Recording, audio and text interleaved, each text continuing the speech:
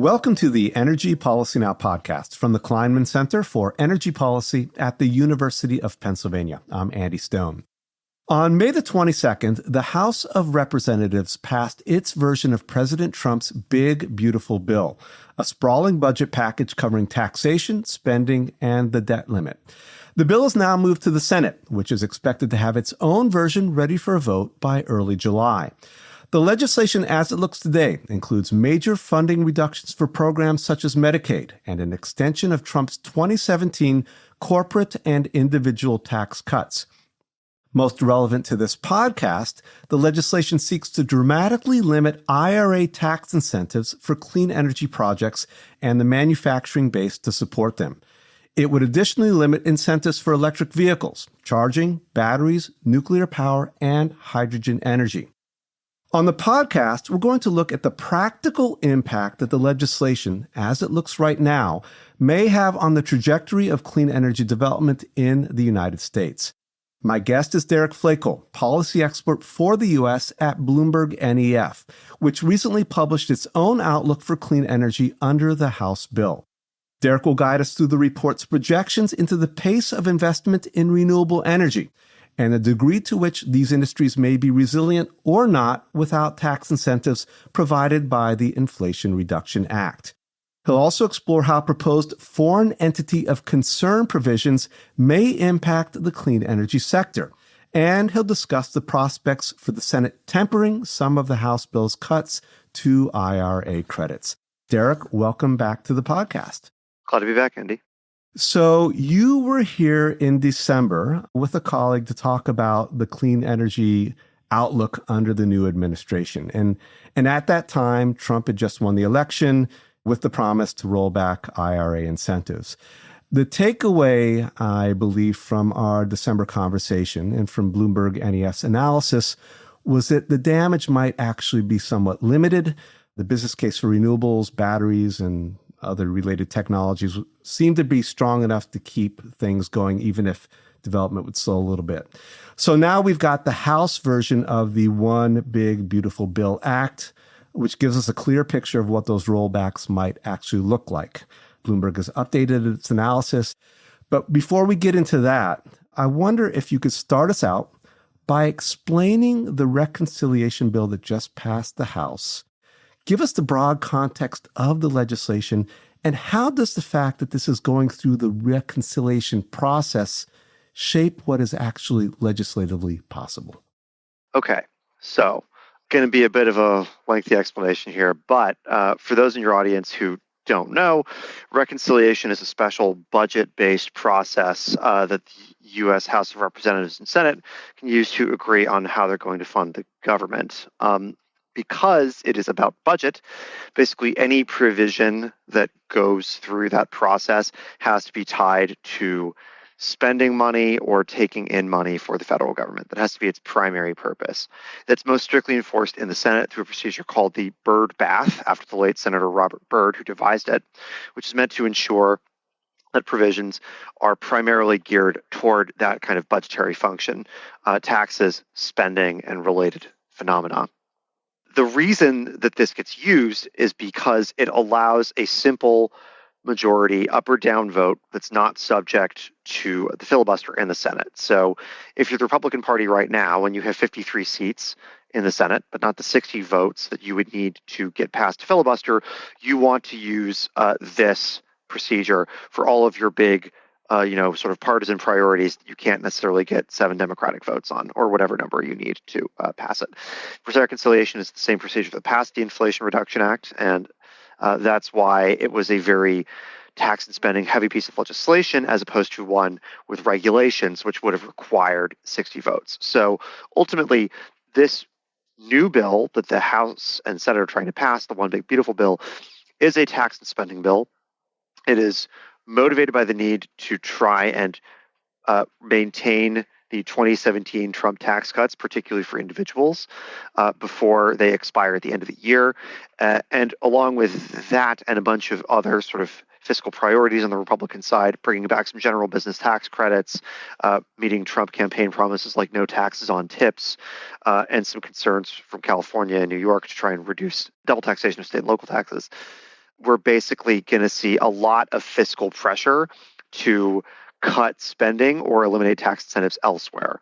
And because this is sort of the Biden administration's signature legislative achievement, it's become very politically polarizing, and the tax and spending provisions about climate and energy are both, somewhat lucrative and also very politically palatable for Republicans to go after. Now, we should be pretty clear.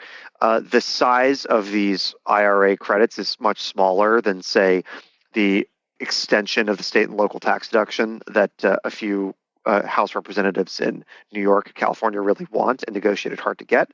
Nevertheless, they're looking for money wherever they can. So what this House bill does specifically is it phases a lot of credits out basically at the end of 2025.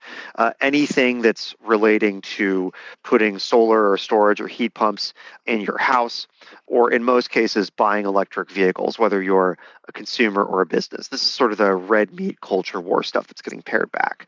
A little bit more complicated, however, are the credits regarding utility scale power, particularly clean power, and manufacturing for those sectors. A lot of investments, as I mentioned on the last podcast, have gone into Republican states and districts. So there's a fairly strong economic incentive to go there.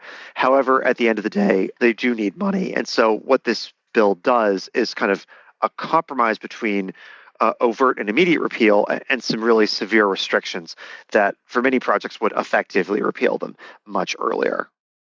So let's go into some of the details on these different provisions. And again, as you just mentioned, it's pretty sprawling. It covers clean energy pretty broadly. But I think a good place to start, as you just started yourself, might be with the incentives for renewable energy projects and manufacturing. We got 45Y, 48E, and 48X. Could you kind of give us the rundown on what's happening there?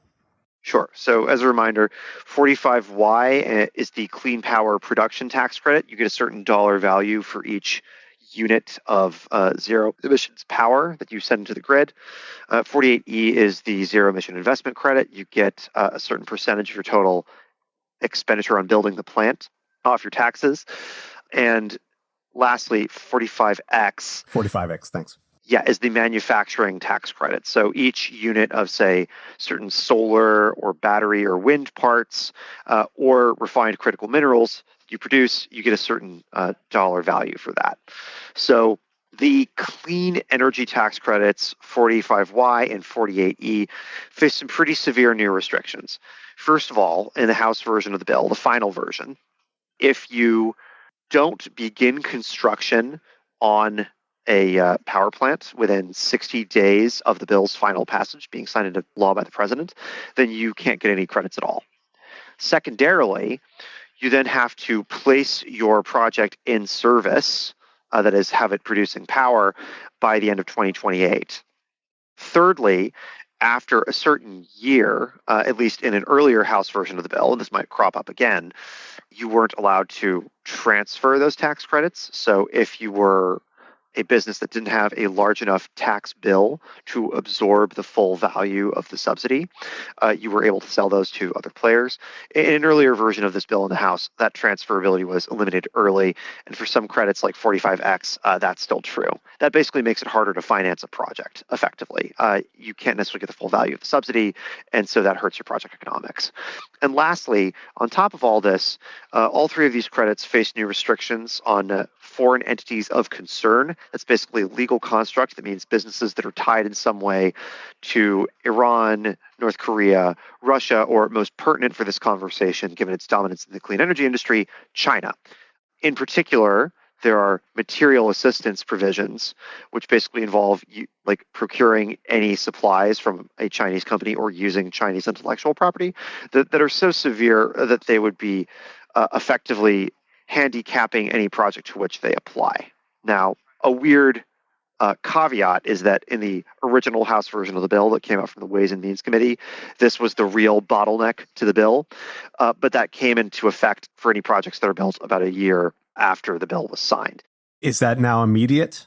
No, it's not actually. So a weird quirk of the way that this final bill was drafted, it kind of came together at the last minute, is that you have to begin construction within 60 days of the bill signing at all to be able to get credits. But there's also a 1-year beginning of construction deadline, if I recall correctly, for the foreign entity of concern provisions. So for most kinds of clean power project, these are not the bottleneck anymore. But first of all, it would be if the Senate gets rid of the 60-day beginning of construction deadline. And second of all, it still applies to a small class of projects. Basically, nuclear projects don't have the same tight beginning of construction deadline restrictions that clean power of other kinds does.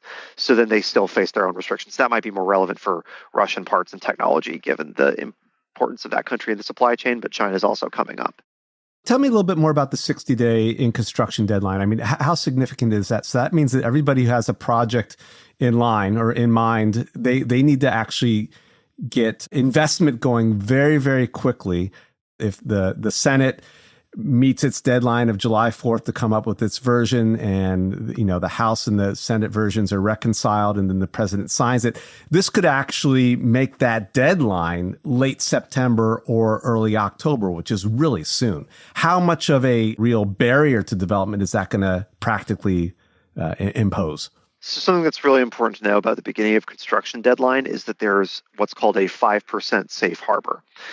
If you can basically spend or contract to spend about 5% of your projected capital expenditure, you will be considered to have begun construction. So 60 days is a tight deadline, but considering that it's 60 days from the final passage of the bill, and developers are kind of on notice that they might want to start securing some spending, it might be possible to, in many cases, work with that. Now, obviously, there's some important caveats here, right? This depends in part on consistent and continued enforcement of existing standards that the IRS has had for a long time. That's something that could possibly change.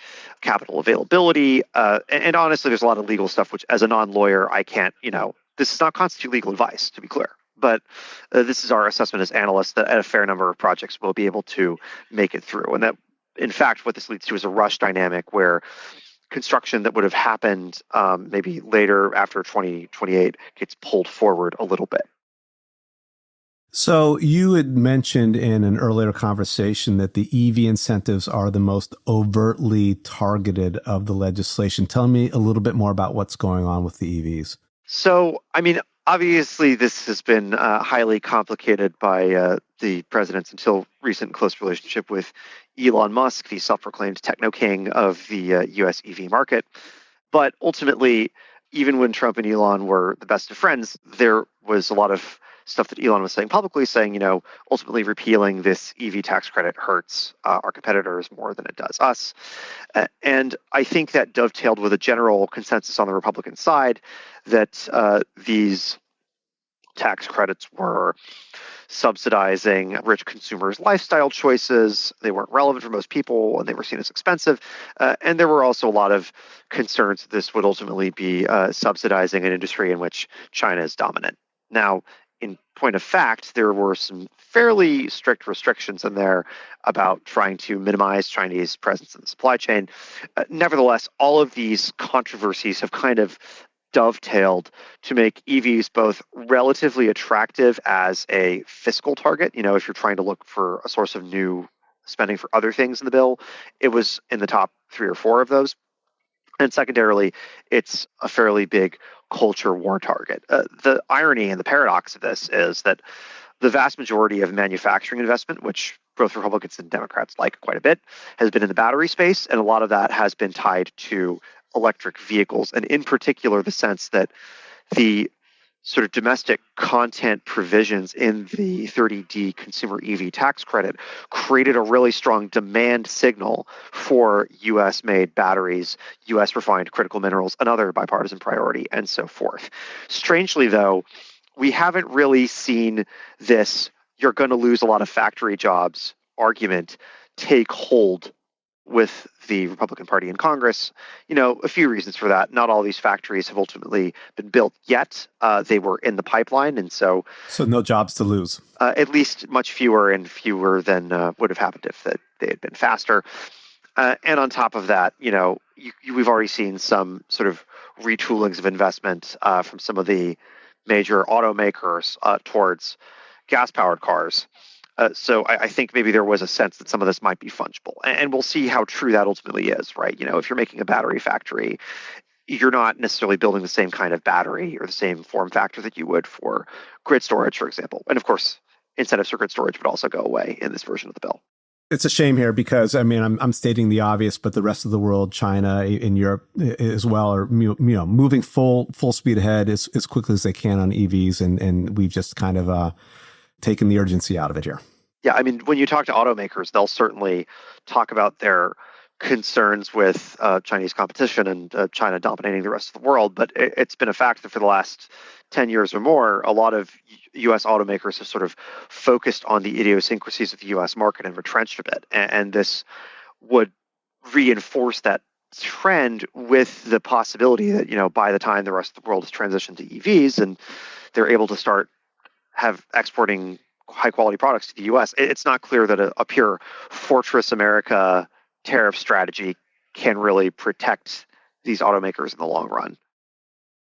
So I want to go quickly to a couple other energy types here. You mentioned nuclear. Nuclear gets a bit of a reprieve. The end construction deadline for nuclear projects, advanced nuclear, is the end of 2028, as opposed to the 60-day deadline for wind and solar. Also, you mentioned that hydrogen has been hit particularly hard. Tell us about nuclear and hydrogen. What's going on? Nuclear is both a bipartisan priority and probably like one of the top energy sources that Republicans are interested in cultivating. That said, the restrictions are still fairly strict.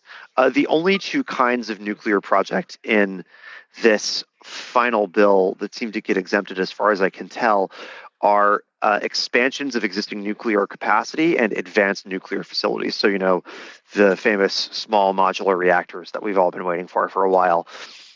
This is seen as a sort of future industry that the U.S. wants to dominate. It's pretty closely tied to certain national security capabilities and concerns like the nuclear fleet and the nuclear submarine navy. So I think there is a desire to try and stimulate some innovation there, but there's still restrictions in terms of time and which kind of projects qualify that will make it relatively hard for the sort of full-bore revival of nuclear. We're not going to see like new AP1000s that are subsidized by this, in part perhaps because it would be very expensive. Now, hydrogen, I think, was one of the bigger surprises in this bill. Generally speaking, there was a lot of bipartisan enthusiasm for hydrogen. A lot of oil and gas companies liked it because it's both an input to petrochemicals and was seen as a potential sort of new market for them. But ultimately, the 45V clean hydrogen tax credit, which mostly incentivizes green hydrogen that's electrolyzed from water, that would end for any new project that begin after 2025. It was pretty expensive credit, and I think some of the massive amount of time that it took to get rules out for that credit, the sort of deflating enthusiasm for hydrogen as a market, made it both like kind of expensive as an item, but without a lot of existing industry to defend it. And it's complicated by the fact that 45Q, the carbon capture tax credit, remains in place with a few more restrictions. And that was often seen as a bit more of a lucrative tax credit for blue hydrogen projects, those which are traditional natural gas processes, but with carbon capture added on top. Now, the Trump administration recently changed some modeling in what's called the GREET, GREET model, that would maybe make clean hydrogen made with that carbon capture process, that is blue hydrogen, a little bit more lucrative under 45V. Maybe that saves it. We've seen some talk about that in the Senate. But at the end of the day, this might be an industry that's too early to effectively lobby for its incentives. And because the technology is relatively nascent, quite nascent, again, meeting that construction deadline by the end of the year becomes even more difficult, I understand. And if you're a natural gas company, you might be more interested in going for blue hydrogen, which still gets subsidized by a 45Q anyway. Green was only ever a small portion of the planned projects in the U.S. Okay, so I want to get to where all of this leads us in terms of the clean energy build out going forward, and the Bloomberg analysis on this. But before we get to that, I actually want to take a step back and look at where we were going until, let's say, December of last year, December of 2024. BNEF has calculated that over $500 billion had been invested in clean energy between the time the IRA was passed in 2022, again, through the end of 2024.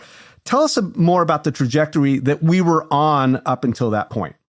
So it depends on which way you look at things, glass half empty, glass half full. From an emissions and climate change standpoint, we certainly weren't on track to meet the U.S.'s commitments under the Paris Climate Accord back when we were in that.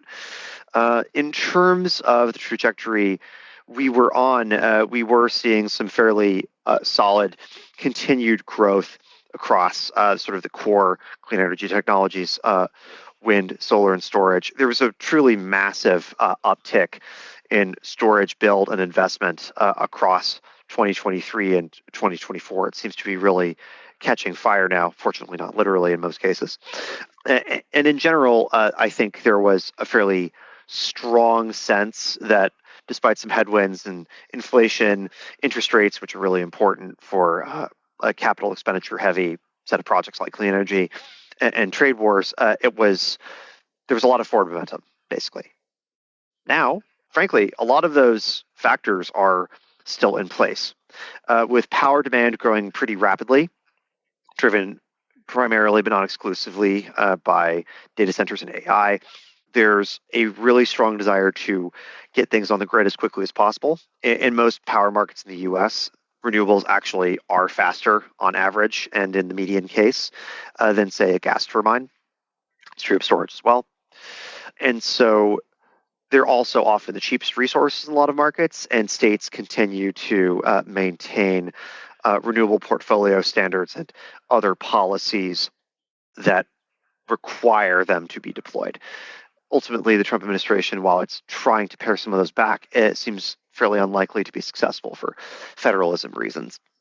That's one of the big issues here, right? I mean, are the conditions still on the ground to pull clean energy projects through based upon demand? Right. Well, in some cases, yes, because of the lack of other alternatives. A new theme that we've seen emerge since last we spoke is an increasing gas turbine shortage for the largest and most efficient models of gas turbine. You'll hear GE Vernova and NextEra talk about backlogs out to 2032, like 5 to 7 year waits in some cases for gas turbines, for those customers who haven't really got in early enough. And it's hard, long, and expensive to expand production capacity, and some of the major manufacturers like GE and Siemens are somewhat reluctant to do it because the last time they did it kind of led to a boom-bust cycle. So you are definitely going to be seeing existing gas and coal plants running a bit longer, but they're still fairly expensive to do. In general, more renewables are going to get built. We're still confident of that. But with the tax credits repealed, it's going to be less than otherwise would happen. So what we project in our most recent modeling is you see about an 11% net decline in combined solar, wind, and storage installed capacity. That is like new capacity additions between 2025 and 2035. Now, that might not be as ominous as some people were expecting. Certainly, there have been more negative models. But think about what would happen if your income went down 10%, just as you're expecting a lot of really expensive bills to come due. That's basically what would be happening here. With new power demand, often around the clock, and with the price of installing a lot of that existing solar and storage and wind growing without about, say, half the capital expenditure being picked up by the federal government, that means higher power prices for consumers.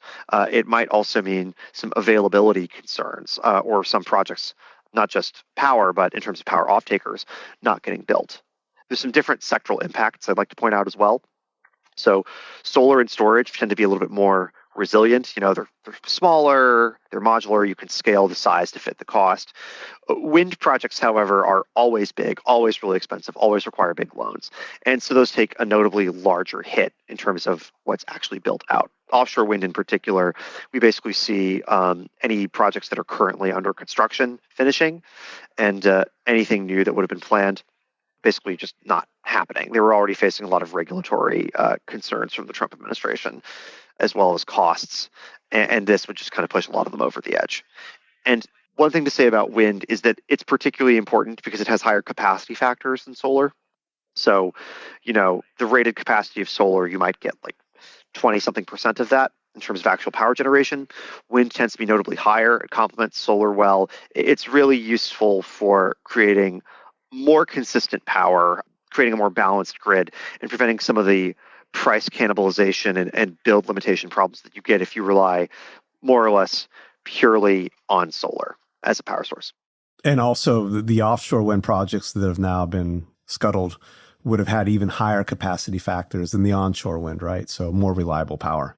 There's some really interesting research from Resources for the Future that points out that a lot of gas plants in New York, for example, would be able to shut down because of the relative reliability of offshore wind. And that would have, disproportionate impacts on emissions, air quality, and other factors. So those could be pretty important for particular geographies that are otherwise constrained.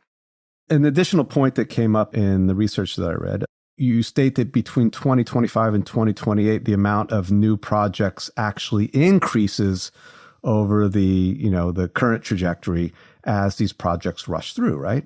Yeah, assuming that they're able to meet the beginning of construction deadlines in 2025, then there's going to be a very strong economic incentive for these projects to enter service before 2028, right?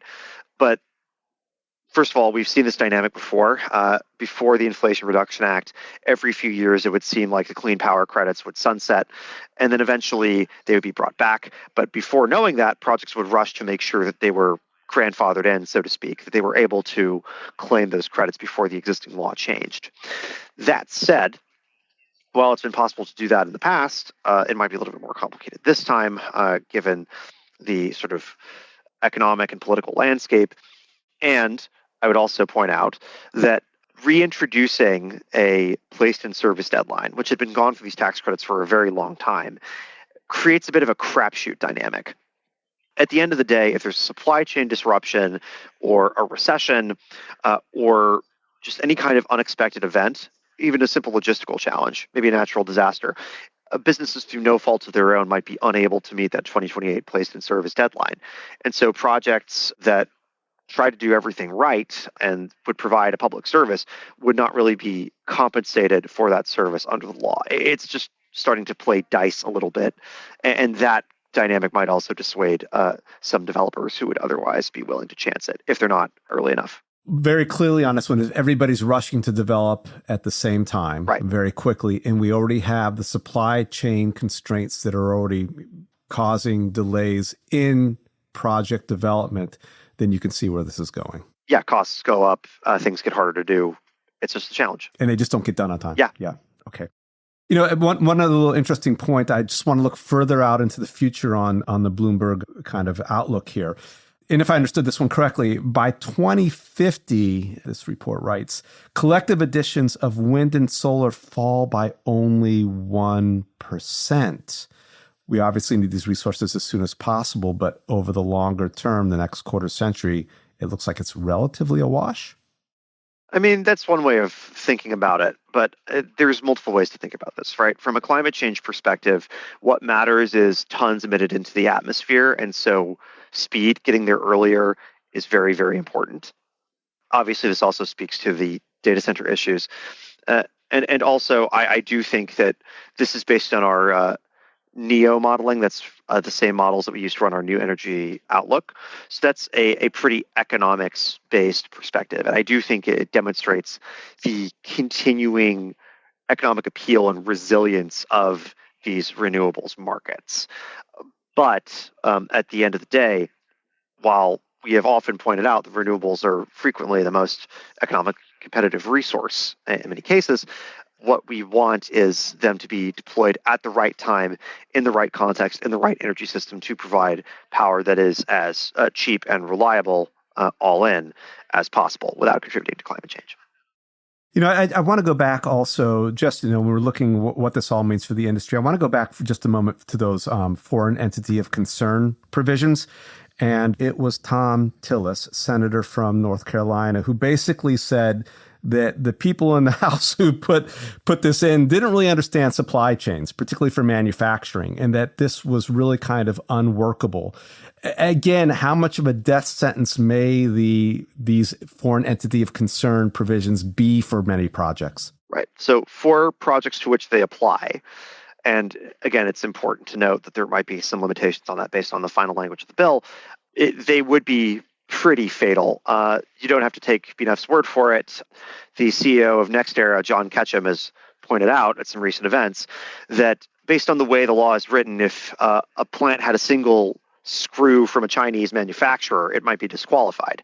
Now, that might not have been legislative intent, but if the language is so sweeping and broad and unclear, then what you really need is the federal government to come in and issue regulations that clarify that and make it workable. And first of all, the administration has to want to do that, and it's not clear which way the Trump administration would go on this, if they would rather be more restrictive or more permissive.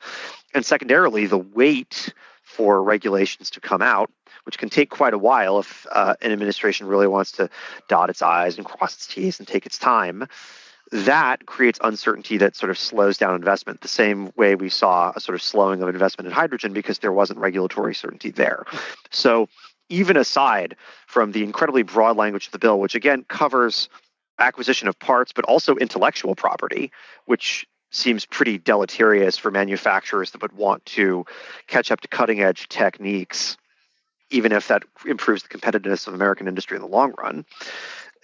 If you are in any kind of business relationship with entities that, whether you like them or not, are pervasive in this sector, there's not really a lot of sense of proportion there, and the impacts could be pretty intense. Okay, so, kind of piling on here a little bit. Again, what's happening with the reconciliation package is not happening in a vacuum. There are other policy, moves that are also impacting the outlook for clean energy. We've got the Trump tariffs. We've got changes at the DOE Loan Programs Office, the LPO. We have the revocation of California's Clean Air Act waiver. All of these are additional, I would imagine, headwinds that impact the outlook for clean energy development, clean transportation going forward. Tell us about kind of the overall impact of all of this. I should point out that some of this was stuff we were already anticipating. After Trump's election, for example, we cut our expected EV share of new vehicle sales from 48% in 2030 to about 33%, knowing that some of the regulatory pushes on, say, tailpipe emissions regulations, corporate fuel economy standards, and so forth would be going away, and the credits likely would as well. That said, that didn't really account for the impact of a revocation of California's clean air waiver. Trump tried this in his first term, and it didn't really go through. There wasn't time for the courts to rule on it because he started it in 2019. So it's ultimately rather unclear whether Trump will be able to do that. And if he's not able to, California is currently suing for its right to set its own air quality standards and for other states to follow those air quality standards. That can continue to support EV adoption out in the longer term. Certainly some of the near-term targets for California's Advanced Clean Cars 2 rule, the regulation in question, were going to be kind of hard to meet. That said, also, in other markets, some of the tax credits weren't driving things as much. Heat pumps, for example, the major function of sales there is new home builds and maybe some home renovations. Relatively few people were claiming those credits. Similarly, oddly enough, because of all the restrictions on the EV tax credits regarding where they're sourced and the income of the buyer and the price of the car, not every EV buyer was also using those credits either. So these create headwinds, perhaps more intense on the regulatory side, at least for things outside of clean power. But it remains to be seen where a lot of these things land. I mean, with regard to the Loan Programs Office, for example, I think there's only been, as far as I can recall, there's only been one loan that's actually been revoked to Sonova, the rooftop solar company. There were some final loans that were approved for biofuels, which has been another favorite sector of the Trump administration, and for the nuclear restart in Michigan. There's been a lot of talk about appropriating new credit subsidy for advanced nuclear projects. The Trump administration wants to do that for the Loan Programs Office. There's been discussion of using that for critical minerals projects, for perhaps power transmission, for geothermal as well. But there's just many disconnects between what the administration is saying it wants to do, some of its actions with regards to staffing and funding of different federal agencies, and what the House and Senate want to do, right? The House bill doesn't have any preserved tax credits for geothermal power.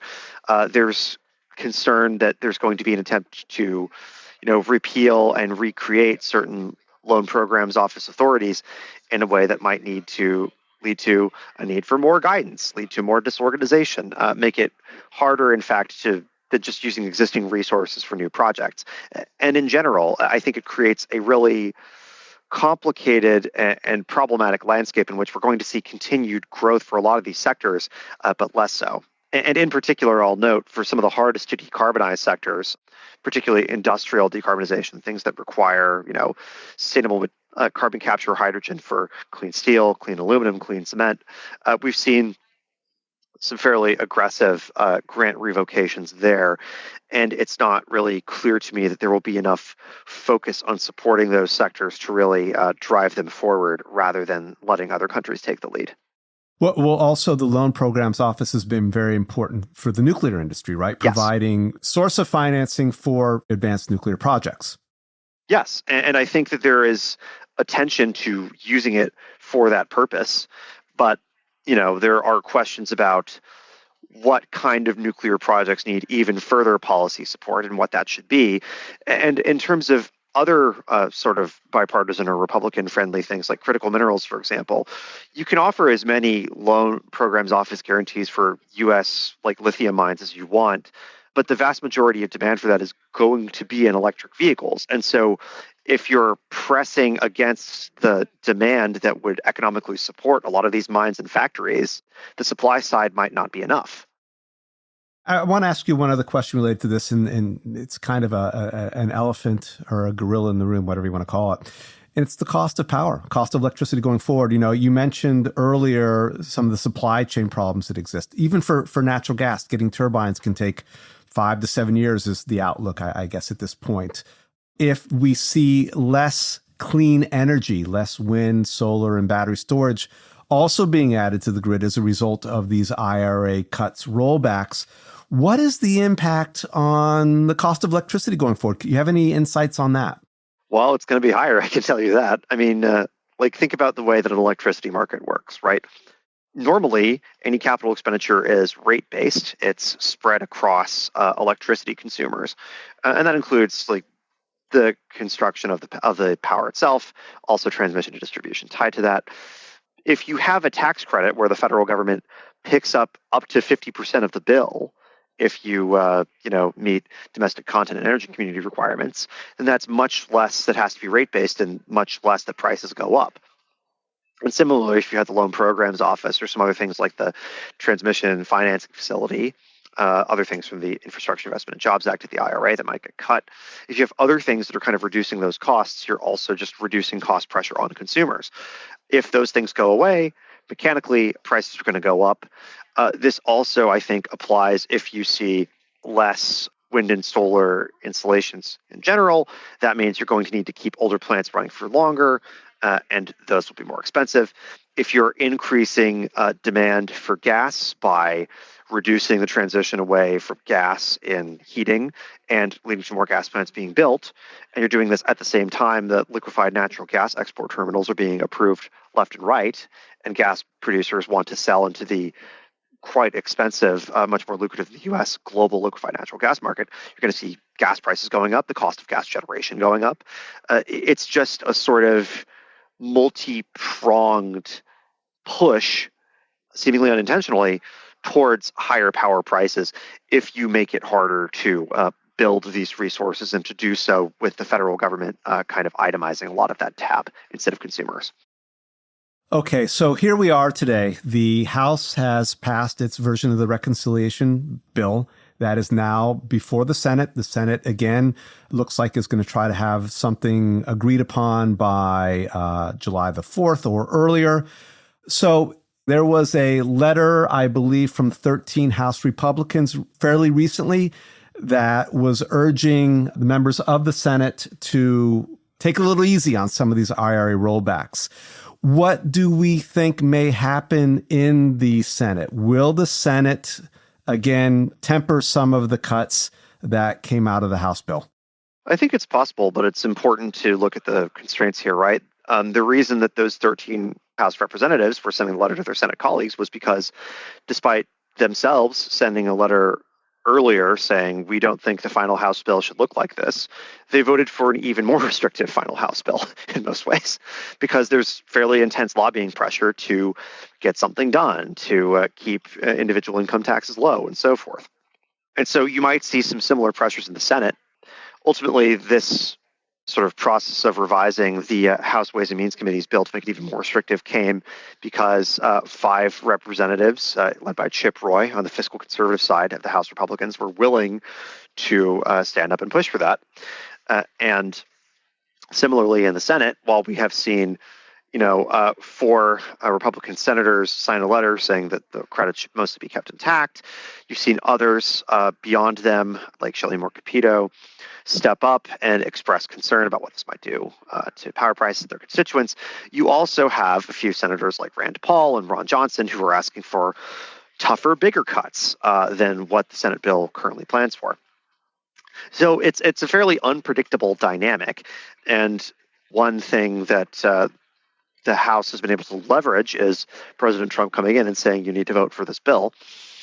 And so it ultimately, while there's quite a lot of possibility of this bill being less restrictive than the House version, that's far from a guarantee. So we will wait and we will see what's going to happen. Derek, thank you very much for talking. Always a pleasure, Andy. Today's guest has been Derek Flakel of Bloomberg NEF. Visit the Kleinman Center for Energy Policy website for more energy policy insights, including research, blogs, and live events with leaders from government, academia, and industry. You can keep up with the center by subscribing to our monthly newsletter on our website. Our web address is kleinmanenergy.upenn.edu. Thanks for listening to Energy Policy Now, and have a great day.